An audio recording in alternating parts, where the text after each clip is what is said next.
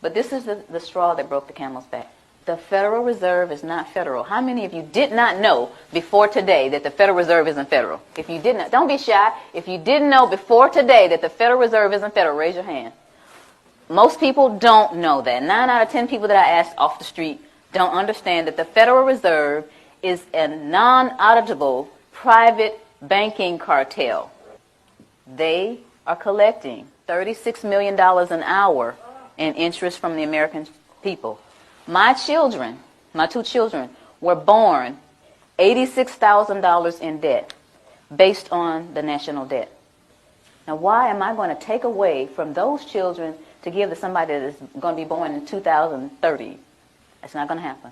So that was my decision. It was very easy. You know, you think about stuff like fear. Oh, the IRS is going to get you. They're going to take your stuff. That's not important to me. Stuff's not important to me. My children are important to me. I'm one of those mothers that will roll up her sleeves with one leg and try to whoop you if you mess with my children.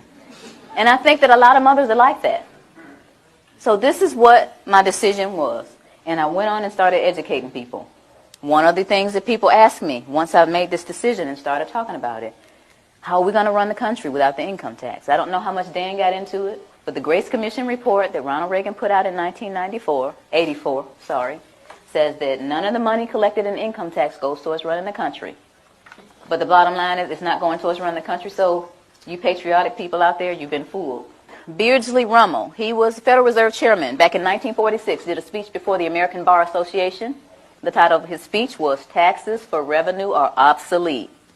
Within the body of this report, he says that the taxes, the income taxes for redistribution of wealth.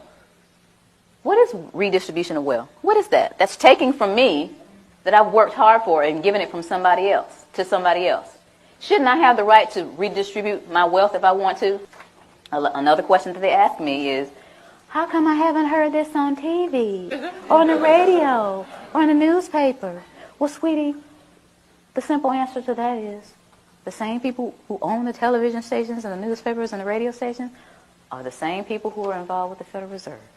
And here is a little statement that says that it only requires 5% ownership to significantly influence the media. Rockefeller is one of the original shareholders of the Federal Reserve.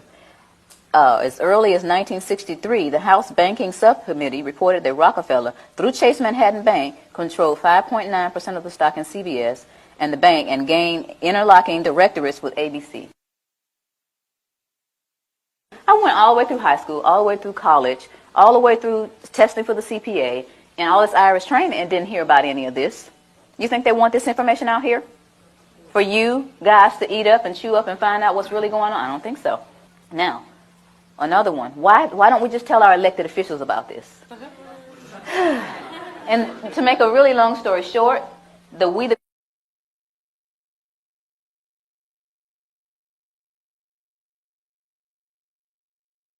People Foundation, the same people that put out this ad, put together a hearing. And these 40 researchers were going to ask the IRS and the DOJ these questions, and we're going to have this big meeting in Washington called the Truth and Taxation Hearings. Okay? So we got together with 537 questions. So we sent them the 537 questions so they could research and have the answers, and what did they do? They reneged on coming. They signed off on it, but they reneged on coming. So you all didn't get to hear the truth. We went on and had the hearings anyway, put it on CD, marched around Washington, giving it to all 535 congressmen and senators. Please look at this information. We got stupid responses back like, thank you for visiting our offices in Washington. The next time you come to Washington, please visit us again. They don't care. Your presidents don't care.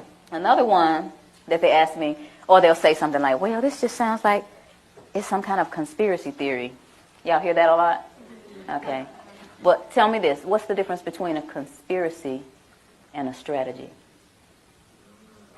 Don't you understand that this is all by design? All this black, white stuff. You're white, I'm black, you know. You're Democrat, I'm a Republican. You know, y'all heard of divide and conquer before, right? Why y'all letting them do it to us? While I'm sitting up here arguing with this man about what his great-great-great-granddaddy did to mine, there's this big old fence closing in around us. And while I'm sitting here wasting time and he's sitting here telling me why he doesn't know, we need to put our heads together and figure out how to get out of this fence that these people are building around us. Am I right? Yeah. That's what we got to be. Divide and conquer, we can't let that work anymore. It's been working all these years. Then we need to get together and understand. First of all, you need to understand what is going on with your money. You work hard. It's like we're a hamster on a wheel. This country started out with taxation without representation. Where are we now? Why did we get back to where we started? We got lazy and comfortable. Get out your comfort zone. I never tell people to file a tax return. I never tell them not to file. I never tell people to pay taxes, and I never tell them not to pay. What I tell people is to do your own research, do your due diligence, and decide whether or not you're going to be a slave or get off the plantation. That's your choice. So in essence, you're wasting time. As long as you continue to feed the monster's going to grow. They're going to laugh in your faces. Any kind of cause that you have, anything that you're trying to do in your life concerning getting things back on track with our country, the way it's supposed to be, you're going to get laughed at because you continue to give them the money to do whatever it is they're doing to us. A lot of people don't care. A lot of people get the money taken out of their checks and they actually think they're getting, I get back $3,000 every year. They don't take anything from me. I say, sweetie, look at your W-2. They took $14,000. They gave you back $3,000 of your own money. Oh.